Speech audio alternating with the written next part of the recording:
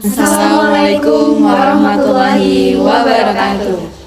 Selamat datang di Ngobras, ngobrol asik sastra.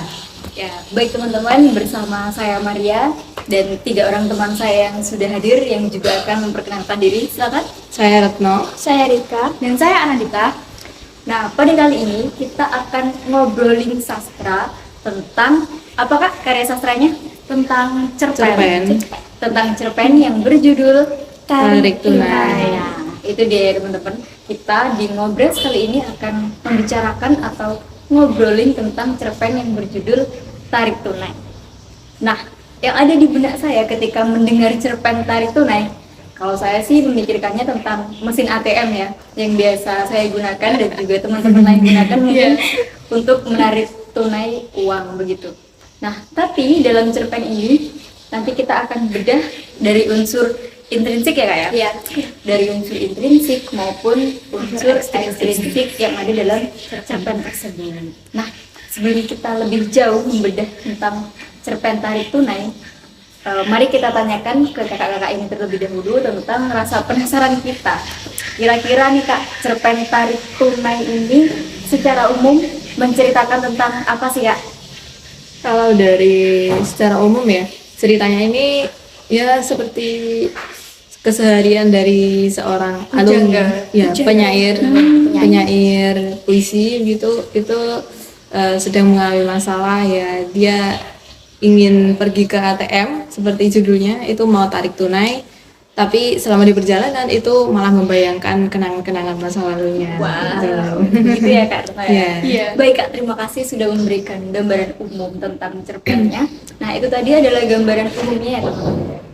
Jika teman-teman ingin mengetahui juga bagaimana alur yang ada di dalam cerpen tersebut dari awal hingga akhir, kita tanyakan lagi ke kakak-kakak yang sudah hadir di sini. Kalau dari alurnya sendiri yang ada di cerpen ini seperti apa Kak kira-kira? Jadi alur yang ada di cerpen Tarik Tunai ini alurnya itu campuran ya, ada alur maju dan ada alur mundur. Dimana alur maju ini ketika si tokoh, di sini kan ada tokoh namanya Iya, digambarkan sebagai Iya sama pengarangnya ini. Nah, ini ketika si tokoh Iya ini hendak pergi ke ATM-nya. Nah, padahal seperti apa yang sudah dikatakan oleh Retno tadi, bahwa ketika mau ke ATM tadi, si tokoh Iya ini malah membayangkan masa lalunya, ketika sama pacarnya lah, ketika karya-karyanya itu dimuat di media massa seperti itu. Jadi alurnya itu campuran. Ada alur Maju dan ada alur mundur. Berarti kalau boleh saya simpulkan, alur maju itu adalah apa yang sedang dialami dan akan yang dilakukan oleh si tokoh itu tadi. Sedangkan kalau alur mundurnya itu ketika si tokoh ini mengingat-ingat kembali masa lalunya. Berarti alur mundur ini ingatan di masa lalu yang coba dihadirkan di masa kini. Iya, betul sekali. Caranya agar pembaca cerpen Tarik Tunai ini bisa membedakan antara alur maju dan alur mundur bagaimana Kak? Harus fokus Iya, sih. harus fokus, terus harus mengikuti setiap step-step yang ada di cerita ini sih. Kalau nggak fokus itu bisa bingung ini yang mana, ini tahun berapa, ini timelinenya di mana gitu. Ya, berarti harus fokus ya Kak ya, agar bisa membedakan, oh ini alur maju, oh ini alur mundur. Takutnya nanti ternyata ceritanya ada di masa lalu, dikiranya yang saat ini dialami oleh si tokoh kalau kita betul sekali. Oke, itu ya teman-teman, harus fokus dalam membaca cerpen Tarik Tunai ini. Nah, tadi sempat disinggung sedikit oleh Kak Mita bahwasanya ada seorang tokoh katanya. Nah, kalau tokohnya sendiri Kak, itu seperti apa? Dan si penulis cerpen ini menggunakan sudut pandang apa Kak dalam menceritakan cerpennya itu? Nah, ini menariknya oleh si pengarang ini pakai sudut pandang orang ketiga. Nah, karena sudut pandang orang ketiga itu kata gantinya dia, jadi pengarang juga menyebut tokoh utamanya itu pakai Iya. Nggak ada nama sama sekali. Tidak menyebut nama. Berarti tokoh utamanya justru tidak memiliki nama. Menggunakan sudut pandang ketiga. Nah, si tokoh utama yang Iya ini itu wataknya gigih ya. Gigih, idealis juga. Itu digambarkan waktu dia meskipun teman-temannya udah punya pekerjaan mapan semua, tapi ternyata dia sendirian ya yang nggak ada pekerjaan. Jadi itu masih bergantung sama gaji Karya. dari puisi-puisi yang diterbitkan gitu. Ya kayak nggak mau cari pekerjaan lain, pokoknya aku bisa sukses menjadi penyair gitu. Ya meskipun hidupnya pas-pasan. Sangat-sangat idealis ya. Berarti si tokoh ini pekerjaannya sebagai penyair. Iya, Betul. iya. Kalau boleh tahu pendidikannya? Kalau dari narasinya ya, itu sempat menyebutkan kalau si tokoh ini lulus S1 dan S2. Keduanya sastra. S2 ya. Iya. S2 ini kalau menurut saya sih gelar ya nggak semua orang bisa raih dengan mudah ya. Kalau S1 mungkin ya umum lah ya. Tapi kalau S2 ini apalagi di bidang sastra. Oke, jadi itu adalah gambaran tokoh yang ada di dalam cerpen. Iya. Menggunakan sudut pandang ketiga, kemudian tokohnya berwatak gigih begitu Iya. ya. Nah, kalau dari latarnya sendiri, Kalau dari latarnya sendiri kan alurnya maju mundur gitu ya. Jadi kalau di alur maju di timeline sekarang itu ada yang dari rumahnya, yang waktu paragraf awal dia mau mengengkol motornya itu, mau ke ATM itu. ya mau ke ATM. Oh, iya. Kemudian latar kedua itu ya di ATM-nya mau ambil uang itu, dan uangnya yang diambil itu pecahan 20.000. Saking parahnya ya krisis ekonomi. S2 ya teman-teman ya. Tapi uang yang diambil, yang ditarik adalah pecahan 20.000. berapa lembar kak? 1 lembar saja. Oke, itu adalah latar tepat yang ada di alur maju Iya. ya. Kemudian kalau yang ada di alur mundur sendiri kak, di masa lalunya? Ya, kalau di alur mundur sendiri ada di masjid kampusnya. Itu si tokoh ini sempat ketemu sama orang asing. Iya, di masjid. Ada tokoh lain. Iya, Iya, ada ada yang tokoh lain lain. ternyata. Kemudian kalau untuk latar waktunya sendiri, kalau diruntutkan dari awal banget cerita kemudian sampai di hari ini yang diceritakan oleh pengarangnya itu berawal dari S1 ya. Iya, Dari dari S1, dari ceritanya S1, kemudian S2, kemudian itu yang COVID, era COVID, jadi juga diceritakan di cerita ini. Kemudian itu akhir tahun 2022 waktu si dia ini putus dengan pacarnya. Jadi ada perpaduan antara kisah asmara dan kisah sosial Iya, betul. hidupnya. Kemudian kalau untuk yang terkini itu beberapa hari yang lalu di masjid kampus. Kemudian saat ini waktu dia mau ambil uang di ATM itu latar Itu waktu. latar waktu yang dimunculkan di dalam cerpen. Iya. Kemudian kalau untuk latar itu kan ada 3 ya kayak Iya. tempat, waktu, dan yang terakhir adalah suasana. Suasana. Kalau dari suasananya sendiri gimana kak di setiap alurnya? Nah, kalau dari latar suasana sendiri ya sudah gambar dengan jelas ya kalau dia ini hidupnya kasihan Iya, gitu. kasihan. Jadi yang membaca itu Iba. Kekurangan. Iya. Betul. Sudah kasihan di mana dia pas waktu di masjid itu ketemu sama orang asing yang Iya, malah malah menuduhnya diceramain. sebagai itu apa? Pemimpin orang sesat. Iya, karena di Al-Qur'an itu ada. Jadi Disebutkan di Al-Qur'an. latar di alur mundur tadi waktu latarnya itu di masjid kampus Iya. dia bertemu dengan orang asing. Nah orang asingnya itu yang menceramahkan. Iya, betul. Iya. Padahal baru ketemu mereka. Iya. Itu cukup menambah kepusingan hidup. Iya Si sih. tokoh utama itu mungkin ya. Oke teman-teman, itu adalah latar yang coba dimunculkan di dalam cerpen gitu ya. Yang mana yang tadi sudah dijelaskan oleh kakak-kakak di sini, mulai dari alur, kemudian tokoh, watak, dan latar itu adalah unsur innya ya kayak unsur intrinsiknya. Ya ini unsur yang ada di dalam cerpen yang membangun cerpen tersebut. Nah, selain unsur intrinsik, tadi saya mengatakan bahwa kita juga akan membedah dari unsur ekstrinsiknya, alias dari unsur luar yang itu berpengaruh terhadap bagaimana cerpen ini bisa terlahir begitu.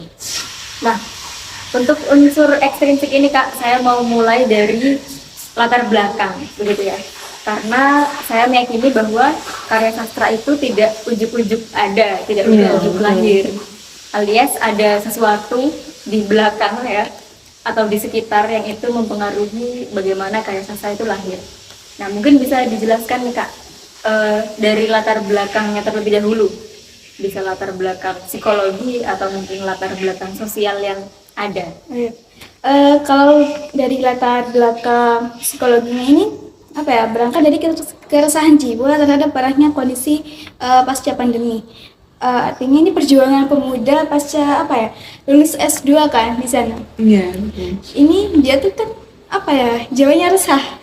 Soalnya setelah pasca pandemi dia tuh kesulitan mencari pekerjaan, apalagi di era itu kita kalau apa ya, itu loh bikin karya sastra mau di-upload ke media kan belum tentu juga diterima. Iya betul. Dan kalau diterima pun honornya pun juga Tidak seberapa. Mungkin satu karya bisa dihargai 300 dan itu iya. belum kebutuhan-kebutuhan yang lain yang pastinya membutuhkan hal-hal lain yang harus mendukung itu.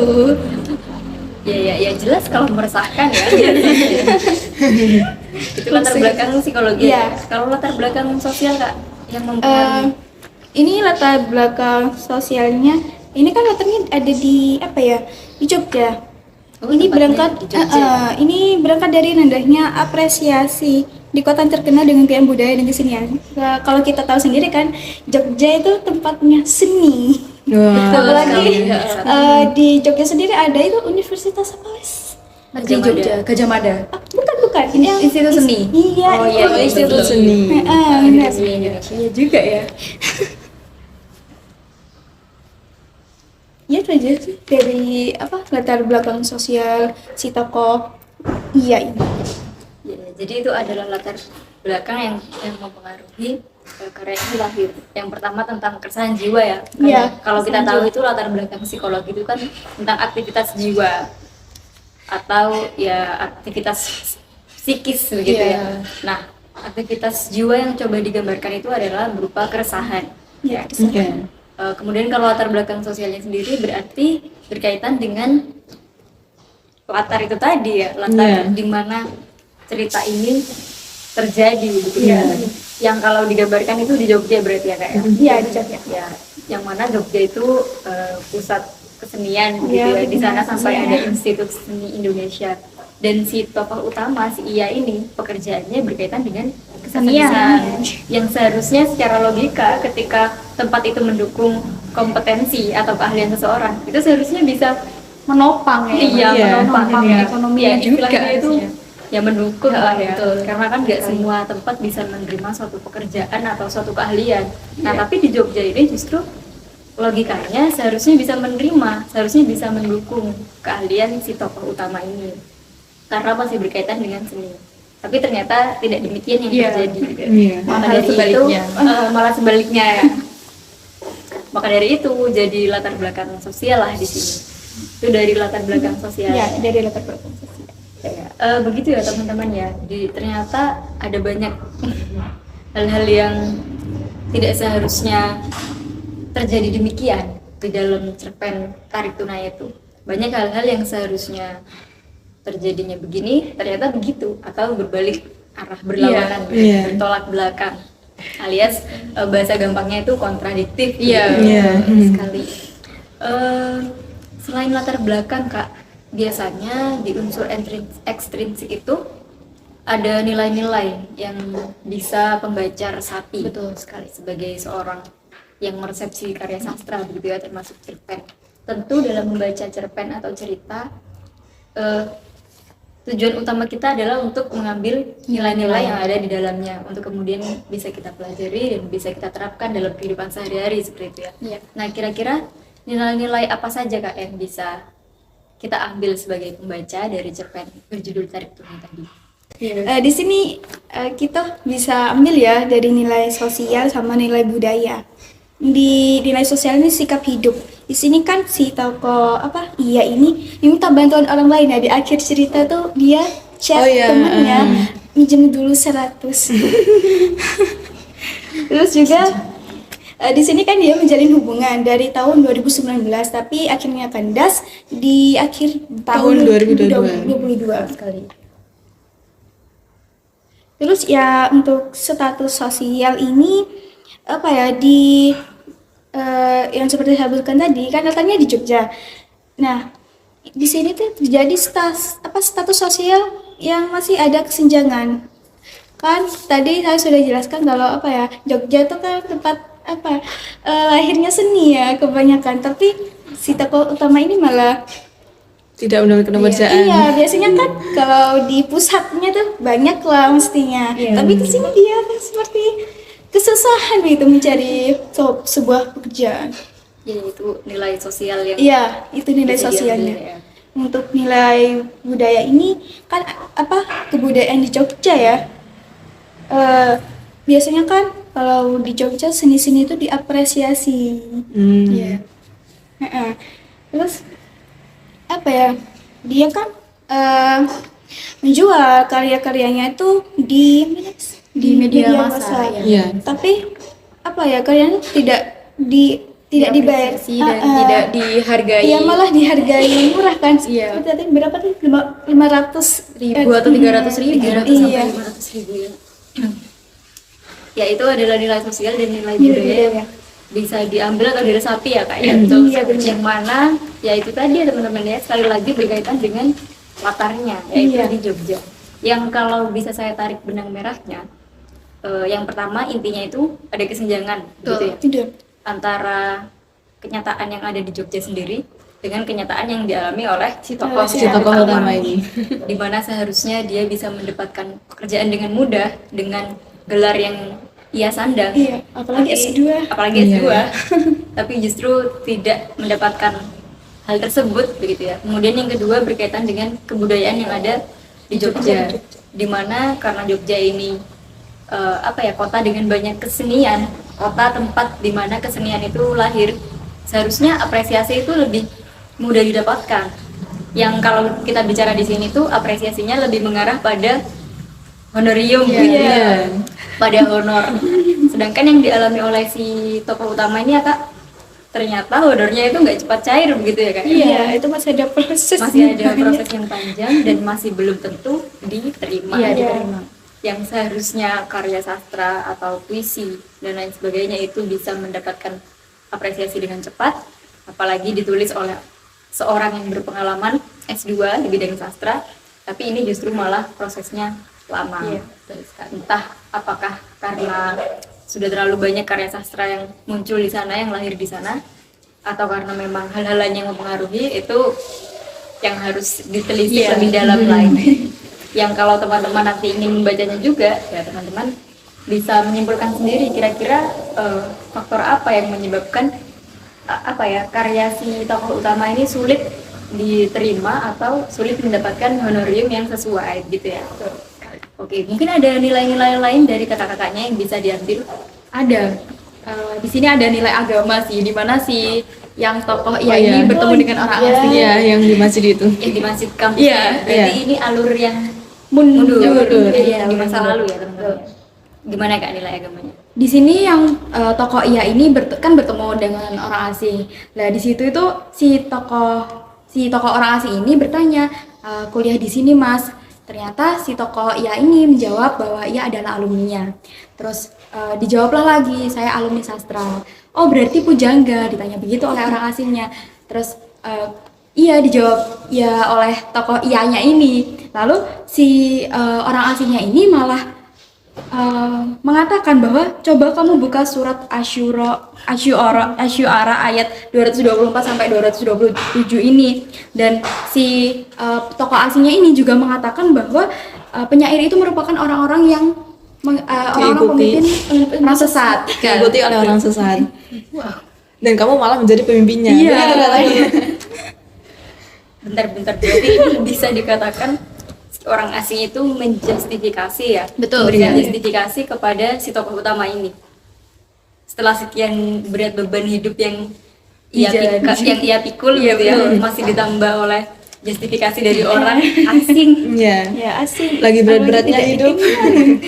Hidup lagi berat-beratnya, lagi capek-capeknya, malah dapat wejangan dari orang asing gitu Iya. ya. Kalau di zaman kita sekarang gitu ya istilahnya. Betul sekali. Itu berarti nilai agama yang dimunculkan yang Iya. atau yang bisa kita serap ya kayaknya. Betul, karena berkaitan langsung dengan kitab suci bahkan teman-teman ya. Disuruh melihat Al-Qur'an Surat Asyuara ini. Asyuara. Ya mungkin kalau saya di posisi tokoh utama, ya mana sempat gitu ya. Hidup lagi berat, kita pikirin bagaimana bisa makan hari ini, hari esok. kok malah disuruh ya begitulah. Mungkin itu di nilai agama ini selain nilai agama itu sendiri yang bisa kita petik juga yang bisa kita petik sebagai pembelajaran adalah dinamika hidup. Iya, gitu betul. ya. Iya, betul. Meskipun hidup kita berat, tapi kan lingkungan sekitar kita atau orang lain yang mana tahu, Iya. gitu. Mana ada yang peduli. Baik, itu adalah nilai agama. Kalau nilai-nilai yang lain mungkin Kak, nilai pendidikan mungkin ya, karena mengingat si tokoh utamanya itu gelarnya S2. Oh iya sih itu. Mungkin itu sedikit nilai pendidikan yang bisa Iya. diambil ya. Ya meskipun sebagian besar lainnya juga belum patut untuk kita contoh sih. Ya ini terkait dengan status pekerjaannya yang Oh, belum iya. cepat ini ya, yang belum kunjung menemukan Iya, betul pekerjaan yang sekali. tepat begitu. Nah tapi di sini menurut saya kita juga tidak bisa asal menjustifikasi bahwa si tokoh utama ini tidak kunjung mendapatkan pekerjaan karena dia malas. Iya. Ya, itu belum tentu ya. Iya, Mungkin belum karena tentu. dia menemukan sesuatu yang lebih besar atau mungkin Iya. yang lebih prospek bagi dirinya. Ya, tapi kalau terlalu lama juga tidak baik sih ya teman-teman. Mungkin si tokoh utama ini harus segera sadar sih. Iya. Dan segera menemukan passion yang lain. Iya, malah menjadi penyair. Iya betul sekali. Ya, baik, itu adalah nilai yang bisa kita petik ya teman-teman dari cerpen berjudul Tarik Tunai ini. Ternyata ada nilai yang begitu beragam yang bisa kita pelajari dari sana. Nah, kemudian Kak, di unsur ekstrinsik lain, mungkin dari gaya bahasanya dulu nih Kak. Kira-kira gaya bahasa yang ada dalam cerpen ini seperti apa sih Kak? Ini gaya bahasanya ada dua, yaitu ada gaya bahasa perbandingan sama perulangan. Ini di gaya bahasa perbandingan ada hiperbola. Yang seperti apa ya, kita tahu kan hiperbola itu melebih-lebihkan. Iya. Nah ini ada di kalimat di tengah situasi hidupnya yang ambruk, ia justru mendapat kabar buruk. Nah di sini ambruk ya. Kalau kita tahu ambruk itu seperti apa ya, udah kursi yang sudah dimakan rayap tuh. Terus kalau kita duduki ambruk langsung iya tumbang. langsung tumbang. Nah di sini menggunakan di tengah situasi hidupnya yang ambruk, berarti apa ya, Seolah-olah hidupnya sudah sangat hancur. iya begitu. soalnya gak bisa Saking hancurnya. gak bisa diperbaiki. Ditolong lagi. Saking hancurnya sampai langsung ambruk gitu. Jadi bukan jatuh lagi tapi ambruk ya. udah ambruk. Ya itulah hiperbola ya. Agak melebihkan. Terus ada lagi nih Kak, satu kalimat lagi. Hubungan mereka oleng dan tersungkur di akhir tahun 2022. Nah di sini oleng dan tersungkur, udah kayak naik Kayak sepeda kapal ya. Oleng tersungkur. Iya. Mabuk kali ya. Yang kalau kita tahu sebenarnya mungkin ya intinya hubungannya kandas gitu aja Iya, sebetulnya. kandas lah, secara Kandas singkat. atau berakhir secara sederhananya. Tapi dikatakan oleh penulis di situ hubungannya oleng, kemudian tersungkur. Itu kan keadaan yang parah ya teman-teman. Sudah oleng ditambah tersungkur. Iya. Iya. Jadi itu gaya bahasa yang muncul di cerpen ya kayak. Ya, yang sebenarnya kita tahu ada banyak ya macam-macam gaya bahasa atau permajasan itu. Tapi kan yang kakaknya sampaikan ini adalah gaya bahasa yang banyak dimunculkan dalam cerita. Iya. Berarti memang gaya bahasanya si penulis ini ya mengarahnya ke sana, gitu teman. Nah, tadi Kak sempat terlintas di benak saya sedikit kalau si tokoh utama ini hanya mendapatkan honorium sebesar berapa tadi 300 sampai 500 ribu rupiah dalam setiap karyanya, dan itu sifatnya tidak pasti karena itu tadi ya harus melalui proses yang panjang dan belum tentu juga diterima langsung karyanya. Nah, berarti selama ini si tokoh utama bisa bertahan hidup itu dari mana Kak? Nah ini di paragraf terakhirnya Iya, itu si tokoh utama itu mengirim pesan ke temannya, pinjam dulu 100. Oh, yang tadi disampaikan itu ya? Iya. Pinjam dulu 100. Jadi selama ini si tokoh utama bertahan hidup ya dari ngutang, bayarin utang lagi, bayarin utang lagi gitu. Jadi gak ada habisnya. Iya, Tadi gitu beban. terus. Ya sudahlah, jelas terjawab ya Iya. pertanyaan saya. Pantesan kok bisa ya bertahan hidup dengan honorim yang hanya berkisar 300 sampai 500 ribu. Sedangkan tadi diceritakan bahwa ia harus membeli bensin ya. Ya beli bensin, beli rokok, Dan beli masih kopi. Beli rokok juga. Masih ngopi juga. Iya masih. Dan itu pun honornya kan belum tentu setiap bulan ada atau setiap ada kan ya. Gimana itu? Masih belum, kebutuhan utamanya makan Iya. Iya, makan. listrik dan lain sebagainya. Yang pada intinya itu dia selama ini bekerja untuk Mencukupi dirinya. mencukupi dirinya dan membayar Hutang. Berarti ada berapa pinjam dulu 100 dalam kehidupannya. Kalau dalam 1 bulan aja ya tidak bisa kita kalikan berapa ya, karena hidup itu kan setiap hari dan kita butuh itu semua setiap hari. Betul sekali. Betul. Berarti nilai utama yang bisa dipetik dari cerpen ini adalah kegigihan dia dalam Menjalani hidup. survive dengan segala tekanan hidup yang ada. Betul sekali. Kemudian dia juga harus memikirkan bagaimana dia menutupi semua tanggungan-tanggungannya kepada orang yang tadi dipinjamin 100 dulu. Iya. Dan kalau menurut saya yang terpenting itu tentang ini sih Kak, bahwa gelar atau sandang yang dimiliki seseorang itu ternyata tidak menjamin pekerjaannya di masa Iya, depan ya. betul. Berarti ya optimis boleh, tapi kita tetap harus realistis. Iya, betul. Ya. Jangan sampai bertahan dengan idealitas kita begitu, idealisme kita bahwa kita yakin bisa menjadi orang sukses. Ya itu bagus sih, bentuk optimisme diri itu bagus karena bisa menyemangati diri sendiri ya. Iya. Tapi kalau pada akhirnya itu membuat kita ditinggalkan oleh pacar tadi itu ya, kemudian membuat kita harus menjadi beban bagi orang lain, ya itu harus dihindari ya. Iya, betul. Sekali. Iya. Berarti tarik tunainya itu dia tarik tunai 20.000 itu tadi ya Kak? Iya. 20.000. Menarik sih. Dijawab sudah ya teman-teman ya. Letak tarik tunainya yang ada di judul itu adalah ketika si tokoh utama ini pergi ke ATM dan tarik tunai 20.000.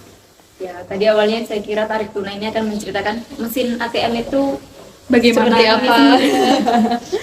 Bukan. Itu malah tentang kehidupan seseorang. Berarti temanya ini tentang kehidupan. Kehidupan. Ya? Betul Iya, sekali. Temanya tentang kehidupan. Ya. Ya agak tidak masuk akal ya teman-teman. Maksudnya dari judul tarik tunai ke kehidupan. Tadinya saya nggak akan nyampe ke sana. Gitu. Tadinya nggak akan nyampe ke ternyata ini cerpennya sebegitu rumit dinamikanya. Iya, betul. Sampai ada alur mundurnya juga selain alur maju. Biasanya kan kalau cerpen yang sederhana seperti cerpen tarik tunai ini kan alurnya ya maju aja biasanya Iya, kalau yang maju saya aja. tahu. Ternyata ini ada alur mundurnya juga. Itu menunjukkan kerumitan cerpen ini. Iya, betul. Terlihat sederhana, terlihat ringan dari judulnya, tapi ternyata isinya Kompleks berdinamika, bahkan kompleks. Dibuktikan dengan segala nilai itu muncul di sana. Ada nilai sosial, budaya, agama, nilai pendidikan, dan lain sebagainya. Dan yang paling akhir dan yang paling yang paling penting, yang paling berkaitan dengan siapa sebenarnya yang menciptakan cerpen tarik tunai ini sampai sebegitu rumitnya, sampai sebegitu kompleksnya. Nah, apakah teman-teman penasaran? Ya, saya juga. Maka dari itu kita tanyakan langsung kepada narasumbernya. Kira-kira Kak, siapakah yang menciptakan cerpen ini dan bagaimana biografi beliau? Nah, dari cerpen tarik tunai ini pengarangnya namanya saja sudah estetik ya. Nama beliau ini adalah Kedung Dharma Romansa. Wah, Kedung Dharma Romansa. Masya Allah. Sangat khas. Apakah dia romantis dalam hubungannya? Syair-syair gitu. Masih Wah. ada Dharma itu sebuah bakti. Wih. Entah apa yang dipikirkan orang tua beliau pada saat itu. Yang jelas namanya sangat estetik kalau Iya. kata anak zaman Betul. sekarang. Hmm. Dan sangat-sangat ya multi tafsir ya. Masih Kedung, Dharma dan Romansa. Dari segi namanya saja beliau sudah menarik hati saya begitu ya. Karena ini saya semakin penasaran dengan biografi beliau begitu. Kira-kira apalagi Kak selain nama yang bisa disepil ke saya dan penonton? Iya. Kemudian beliau ini kelahiran Indramayu, tapi sekolah dan kuliah itu di daerah Jogja. Ya, hampir sama ya seperti tokohnya juga yang di latar Jogja. Kelahirannya Indramayu tapi ya? Iya, itu Indramayu itu di Jawa Barat. Iya. Kemudian beliau ini waktu saya cari namanya di Google langsung tertampil nama aktor yang muncul. Aktor. Jadi beliau ini aktor teater dan film juga. Kalau untuk filmnya sendiri saya masih belum tahu ya film yang mana. Kemudian beliau ini juga sastrawan kan, soalnya beliau ini juga lulus S1 dan S2. Sama. Bidang sastra. Iya, sama seperti tokoh yang Oh, diceritakan sama dengan oleh tokoh beliau. utama. Iya. Apakah ini ada kaitannya? Wah, Bisa itu. jadi. Bisa jadi sih. Jadi ini. Sebelum kita menyimpulkan, mari kita lanjut. Oh iya deh. Oh ya. Biografi, masih tentang biografinya teman-teman. Hmm. Kemudian Kak, Kemudian beliau ini juga pernah menerbitkan novel dan buku puisi. Oh iya, saya juga waktu mencari-cari novel yang diterbitkan oleh beliau ini, saya pernah lihat itu salah satu novelnya mungkin itu pernah diterbitkan oleh Gramedia. ya Keren berarti sekali. beliau ini bukan main ya. Iya. Penulis sudah tingkatan expert mungkin atau ahli atau profesional ya. Iya. Kalau bukunya sudah berhasil diterbitkan oleh penerbit Besar, Gramedia. iya, penerbit sebesar Gramedia. Kemudian Kak, ada Kemudian yang terakhir itu informasi terbaru, beliau ini sekarang aktif di gerakan-gerakan sosial gitu. Kemudian beliau ini juga mengelola komunitas namanya Komunitas Rumah Kami di Jogja. Begitu. aktivitas komunitasnya Ya tentang buku-buku sastra gitu. tidak jauh dari Iya. literasi dan Iya. sastra gitu ya teman-teman. Nah, terjawab kan rasa penasaran kita semua tentang siapa penulis cerpen luar biasa ini tadi. Ternyata beliau bernama Kedung Dharma Romansa yang latar belakang pendidikannya juga sastra S1 dan S2. Itu sama persis seperti di cerita ya. Iya. Yang mana tokoh utamanya itu juga S1 dan S2. Cerpennya terbit tahun berapa Kak? Cerpennya tahun ini ya, masih awal tahun ini. Cerpennya tahun 2023 teman-teman. Yang menurut saya bisa jadi, tapi ini hanya pemikiran saya aja ya. Dan mungkin kakak-kakak di sini juga berpemikiran sama bahwa cerpen ini jangan-jangan menceritakan kehidupan hidupnya. beliau, Iya. si Kedung pengarang Dharma. ini, si Kedung Dharma Romansa ini, jangan-jangan seperti itu. Ya kalau memang benar ya tidak ada masalah juga ya sebetulnya. Karena kisah hidup seseorang itu kan juga ketika dijadikan cerita dan banyak pembaca juga semakin banyak yang mengambil pembelajaran dari situ. Iya, betul. Dan akan abadi kisah hidupnya di dalam suatu bentuk cerita. Betul. Kalau kalau ada kata-kata mutiara dulu itu menulislah maka kau akan dikenang Sepanjang masa. Sepanjang iya, masa. dikenang sepanjang masa oleh dunia gitu. Nah, kalau membaca maka kita akan mengenal dunia gitu. Betul sekali ya. Berarti luar biasa ya. Dari tadi saya hanya mendengar penjelasan dari kakak-kakak ini langsung wow, langsung ingin membaca cerpen Tarik Tuna itu tadi agar lebih jelas. Baik, mungkin itu ya Kak ya yang bisa kita sharing kepada teman-teman semua di sini dalam Ngobras. dalam ngobrolin sastra kali ini. Kita benar-benar ngobrolin sastra yang itu ringan tapi ternyata berbobot. Iya, Betul sekali. Baik, kalau teman-teman punya pandangan lain tentang cerpen Tarik Tunai, silakan teman-teman baca dulu dan teman-teman berikan komentar dan pendapat juga. Apakah sama dengan pendapat kita atau teman-teman menemukan pendapat baru yang itu belum kita temukan? Mari kita belajar dan analisis bersama. Ya, terima kasih banyak kepada kakak-kakak di sini. Ada Kak Sama-sama. Mita, ada Kak Rika, dan ada Kak Retno, dan juga saya Maria yang sedari tadi mencoba belajar dari ketiga teman saya ini ya. Bahwasanya ya secara tidak langsung kita semua belajar tentang kehidupan juga ya. Dari adanya ngobras ini ya. Karena setiap karya sastra yang lahir itu kan pasti mengandung pembelajaran gitu ya bagi Iya. pembaca dan bagi penikmatnya. Baik teman-teman, mungkin itu saja. Kami ucapkan terima kasih bagi yang sudah menonton dan kami mengucapkan mohon maaf apabila terdapat kata dan sikap yang kurang berkenan. Begitu saja dari kami, mohon pamit undur diri. Kami tutup dengan kata wassalamualaikum warahmatullahi wabarakatuh.